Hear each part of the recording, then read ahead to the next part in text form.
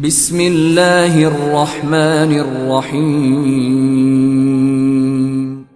In the name of Allah, the Beneficent, the Merciful. اعوذ بالله من الشیطان اللعین الرجیم. بسم الله الرحمن الرحیم. امروز میخوایم امو نشانی های کسی که مضطرب است و افسرده است و پریشان است او را فقط نام گرفته ما مطالب بیان کنم.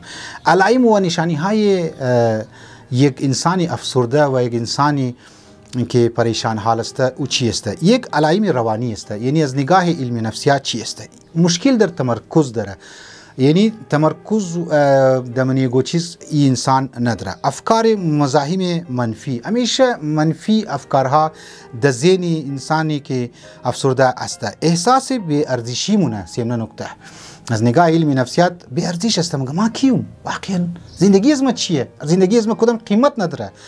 باز چهارمین نکته که علم نفسیات اونایی که افسرده است همیشه در فکر خودکشی است که البته در علم درباره خودکشی که چی نقصانات داره در دنیا در این دنیا هم در خدمت شما مطالب بیان منو. به هر حال علائم علامت های روانی که چهار هست. یکی که گفتم مشکل در تمرکز داره، افکار مزاحم منفی است، یعنی همیشه افکار منفی مزاحمت ایجاد مونه در ذهن چی، احساس بی ارزشی مونه، ما کدام ارزش ندارم و فکر به خودکشی کسته داره.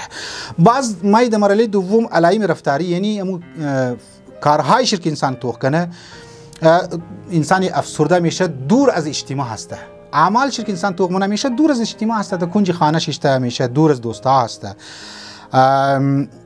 ترک رفتارهای روتین کسته، مثلا امو روتین که رفتارهای خو کسته ترک مونه، طرف ورزش توجه نمیده، طرف بهداشت خو مثلا مثال که پر غسل و کالای خو که بدلی کنه، طرف ازنا که توجه نمیده. ایجاد رفتارهای ناسالم در کد افرادها، یعنی غیر سالم رفتارها داره. انسان ها وقتی میگن مگه واقعا چطور ای درو حرکات انجام میده، چطور درو گفتگو مونه، این حتما کس دیگو بیچاره ابنورمال است، ایگو مشکل داره.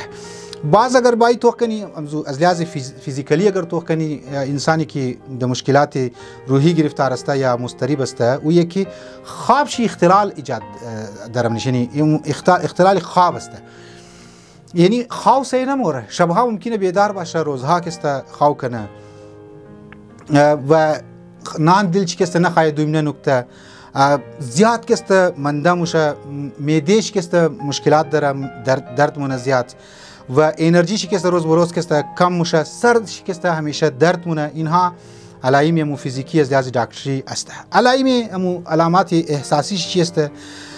بهیسی است، یعنی واقعا بهیس است، پرتو میتر در هم شکستن است، یعنی یک زندگی منی وجود چی، یک کارهایی است که در زندگی منی وجود چی که وقتی تو کنی، یعنی توڑپوڑ کا شکار است در منی اردو مگه. و دیگه ای که سیمنه ای که احساسی گناه داره، همیشه ما گناهکار است، ما ای کار کدوم، ما او کار کسته کدوم و همیشه خجالت زده است، شرم محسوس مونه. منیزی فردی که مضطرب است و پریشان است همیشه ناامیده، یأس و ناامیدی دیساپوینت است در زندگی خو. تنفر از خود خو، یعنی نفرت از خود خو مونه، از وجود خو نفرت مونه.